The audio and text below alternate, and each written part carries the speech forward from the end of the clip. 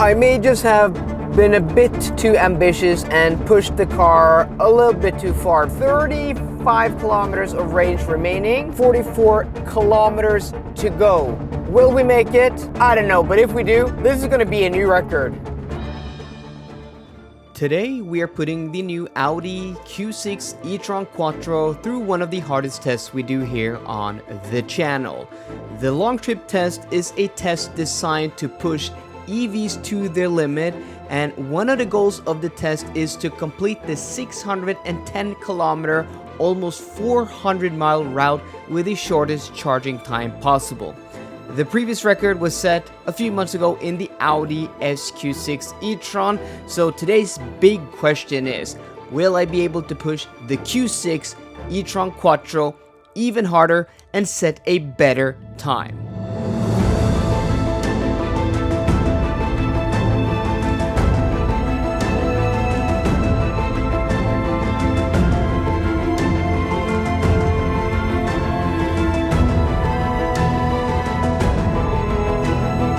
Today's video and today's long trip test is very exciting indeed. Maybe you guys know the results already from the title.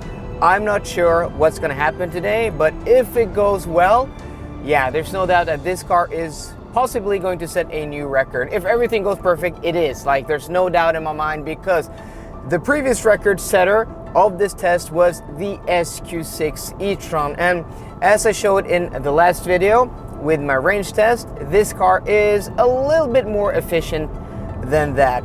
But not only that, because I've driven this car on this route, that being the SQ6 and not this Q6 e-tron Quattro, I know where I stopped the last time. I also know how much percentage I arrived with and how much percentage I charged to, and then how much percentage we got back to our start point with. So I have a lot of data and yeah, a lot of information to make very good decisions. So as long as nothing happens, as long as I don't mess anything up, or we don't have issues with chargers, or I make a mistake, I'm pretty sure that this car is, yeah, it's just going to set a very, very impressive charging time. So after about 45 minutes on the road now, on this beautiful day, 17 degrees Celsius outside, dry roads, not a cloud on the sky. As I can see now, we have an average consumption of 21.5 kilowatt hours per 100 kilometers, which is looking to be very promising, because that's just gonna go down and down, because as we get to the end of this section of 4-lane road, we're gonna have sections of 4-lane motorway and then 2-lane motorway, and on the 2-lane motorways the speed limit is a little bit lower. So our average speed on this test, like throughout the whole trip, usually is around somewhere between 95 and 100 kilometers an hour, which is lower than my range test, which is done at a higher speed with only motorway, where the average speed is somewhere between like 112 and 116 kilometers an hour measured. So I'm pretty confident, like, except for having a headwind of about 3 to 4 meters per second on our way down, which is what we've been battling the past almost an hour now. I'm pretty confident that we're going to be able to post a very good charging time and also have great efficiency on this trip. So stay tuned, guys. You may be witnessing the best car I've ever tested here on the channel when it comes to charging time on this test.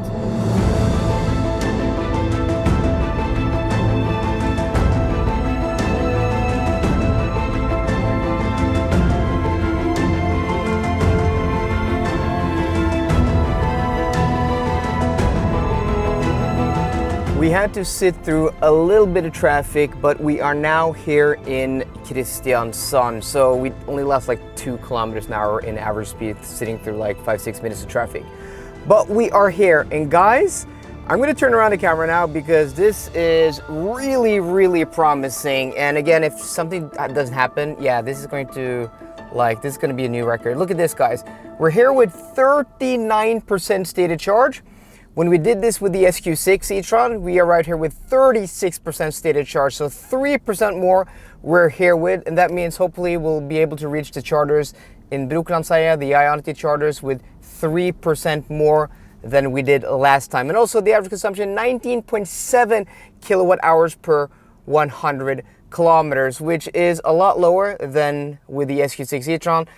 When we were here, we had like 20.5 kilowatt hours per 100 kilometers. So yeah, guys, this is looking very, very promising. So I'm excited to get back on the road again now, heading back towards Oslo. And I think the best strategy is to stop at the Ionity chargers in Brokelandsheia like we did the last time. We're only about 3 kilometers away from where we're gonna stop and charge, but I wanna show you guys the display here, the driver display, which is a little bit weird because once you go below 20%, all the information like flanking left and right, like your trip computer, your media, and also your battery percentage disappears. I don't understand why Audi thinks that's a good idea. Like once you dip low in the percentage, we're not gonna show you the battery information in the driver display. Isn't that like the opposite like of other electric cars? I don't know, that's just really weird. So to find out how many percentage you are at, you have to press the charge icon here on the screen of the infotainment system, and it shows you we're now here with 14% state to charge, and this is our exit. So we're approaching the Ionity charging station here in Brokelandsheia. This is a brand new charging station I've been to a few times. It's only been open for a few months, so it's a little bit hidden. I don't think everybody knows about it, which is nice because, you know, a lot of availability here. And also we had to do a detour because of some construction along one of the main roads. Ooh, we want to go to one of, let's just choose one of these ABB chargers, or are they? I think they're ABB. So yeah, so there was construction. So like they stopped traffic, and like Google and the built-in navigation system wanted us to go on a detour, but that meant I got to test this car on some really nice twisty roads. But we have driven a little bit further than what we wanted to, so that is going to affect the results, but hopefully not too much. So let's take a look at the consumption. So thus far, 19.3 kilowatt hours per 100 kilometers. I've been having issues with the charge port here on the Q6 E-Tron, which is power operated. Yeah, it stops there and it doesn't go any further before you just give it a little bit of a push, and then it opens up completely. That's why I prefer, like just manual mechanical ports, not these, power operated, because yeah, you can have issues. And this is a brand new car. I haven't had any issues with any Q6 E-Trons up until this car, and I have driven quite a few, but that's something to consider. Okay, so we are connected now, and the car, according to the built-in navigation system, wants us to go to 40% state of charge. If we do that, we will arrive back where we started at Essundsleppenden with 0% state of charge. So the last time I tested the SQ6 E-Tron, I also charged the car until the car said we were going to ride with 0% state of charge, and we arrived with 3. So I'm pretty confident we can trust this car because it has been quite accurate with the arrival percentage and that. So it's taking a little bit of time to communicate and to initialize. In the meantime, I just want to show you guys this car. It's not the most expensive spec. I'm not sure of the exterior color because there wasn't any information in the spec sheet I was sent by the manufacturer, but it has 20-inch wheels, and it does have the painted, the contrast painted details, and also the painted grille in the same color. I think it looks quite sharp, though. Like these wheels may be a little bit too pedestrian for me. I prefer a little bit bigger and nicer wheels. It is a nice enough spec.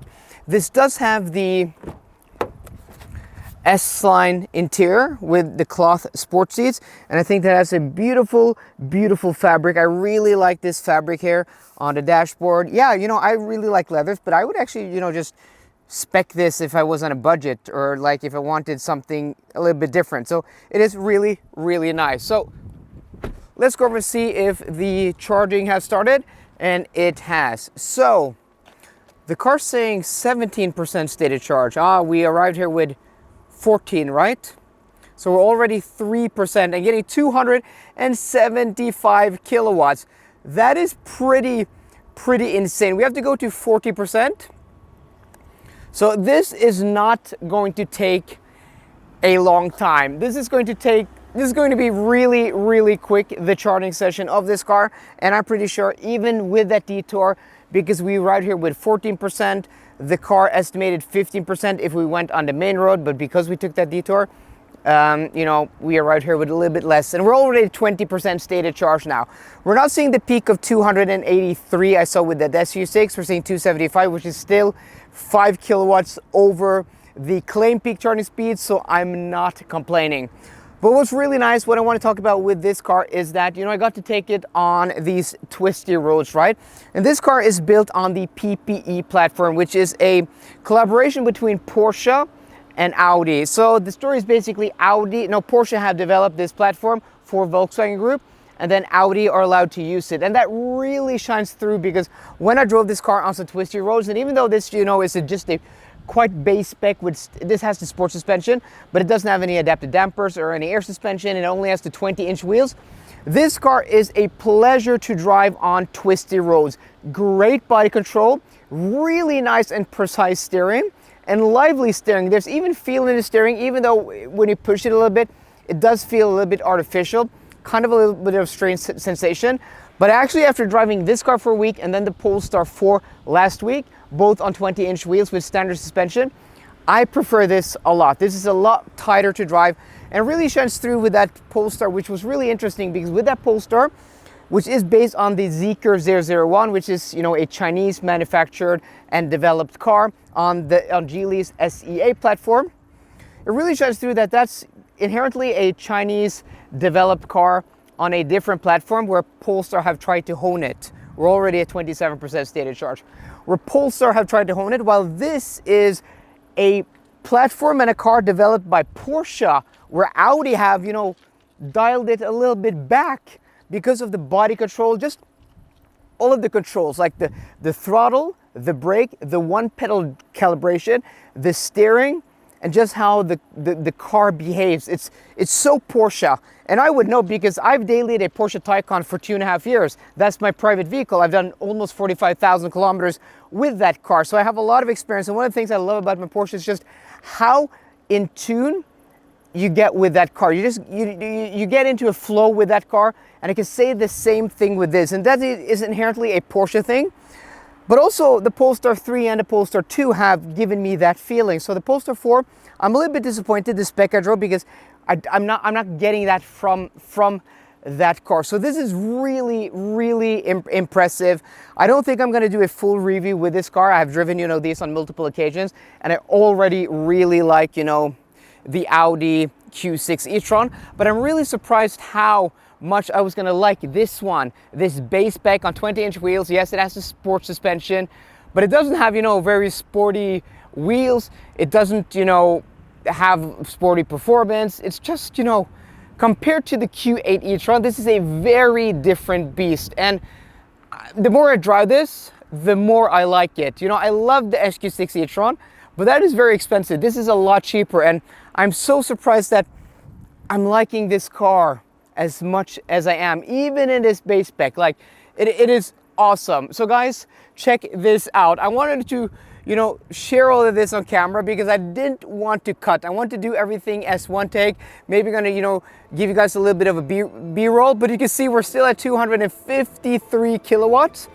And we're gonna go to 40% state to charge, and look at that charging time, guys. When I did this test the last time with the SQ6 e-tron, that car set a new record of this test. And that record was 8 minutes. Yeah, it looks like we're gonna beat it.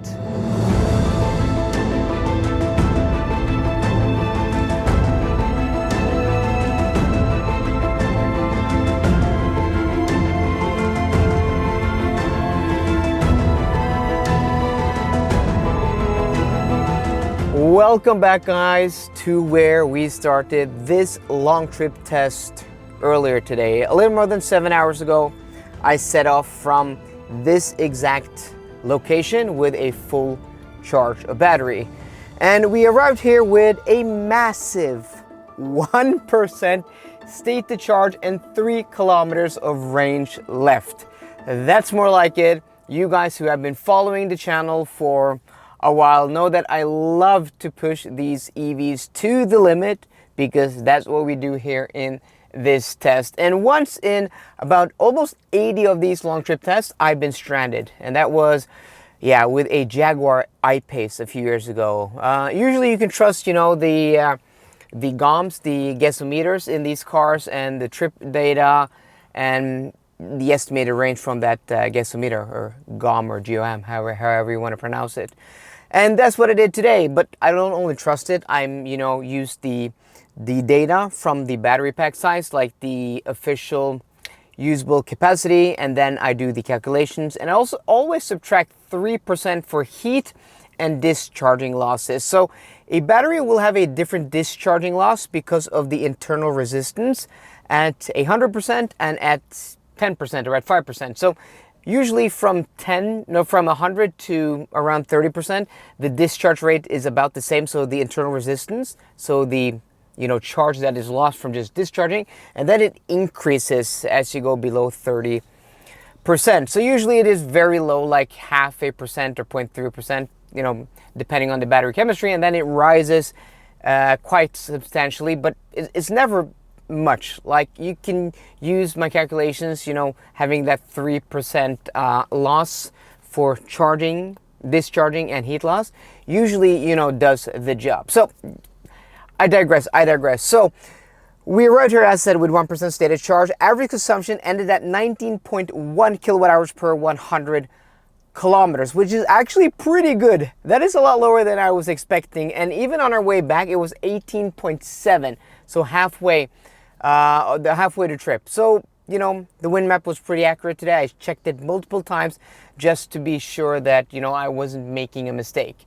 But okay, with all of that out of the way, guys, you want to know how many minutes the Audi Q6 E-Tron Quattro spent charging today. So I went to a total of 42%, and the total charging time of this car was 6 minutes.